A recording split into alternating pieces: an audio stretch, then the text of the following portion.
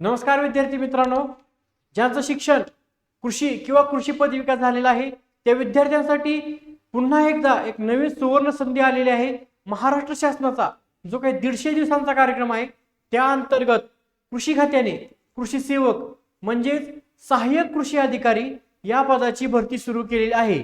त्या संदर्भात तुमच्या सर्वांच्या मनात जे काही प्रश्न आहेत म्हणजे जाहिरात किती दिवसात येणार, परीक्षा कोण घेणार आणि जागा किती येणार, त्या सगळ्या प्रश्नांची उत्तर देण्यासाठी मी आज तुमच्या समोर उभा आहे।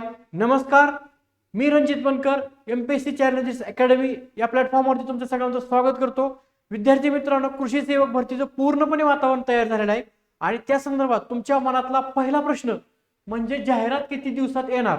तर त्या संदर्भात माझ्या पाठीमागे एक परिपत्रक आहे, ते परिपत्रक काय बघून घेऊया।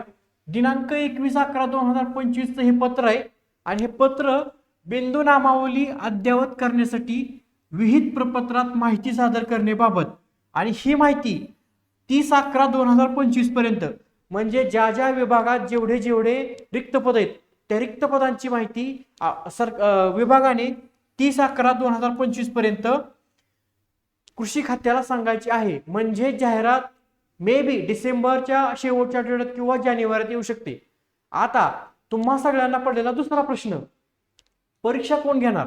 मित्रांनो, कृषी सेवक हे पद जिल्हा परिषद या अंतर्गत येत असल्यामुळे ही परीक्षा टीसीएस किंवा आयबीपीएस घेऊ शकतं, पण जरीही एमपीएससी कडे गेले तरी तुम्हाला जीएसजीके, कॉन्ट रिझनिंग, मराठी इंग्रजी आणि टेक्निकलचा भाग करणंच आहे।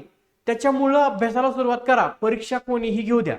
तुमच्या सर्वांच्या मनात पडलेला तिसरा प्रश्न, जागा किती येणार। 3 महिन्यापूर्वी जी नवीन बिंदू नामावली तयार करण्याचं काम चाललं होतं त्यानुसार 1800 पर्यंत रिक्त पदं सापडली होती, पण आता नवीन बिंदू नामावलीनुसार त्यात काही नवीन पदं ही रिक्त झालेली आहेत। पण आपण असं धरून चालू की जोपर्यंत जवळपास 1800 पदांची भरती येणार आहे त्या दृष्टिकोनातून तुम्ही तयारी करायला लागा आणि त्या संदर्भात जी काही माहिती असेल ती आपलं एमपीएससी चॅलेंजेस अकॅडमीचं जे काही टेलिग्राम चॅनल आहे त्याला तुम्ही जॉईन व्हा, त्याची लिंक डिस्क्रिप्शन मध्ये दिलेली आहे। धन्यवाद, जय हिंद, जय महाराष्ट्र।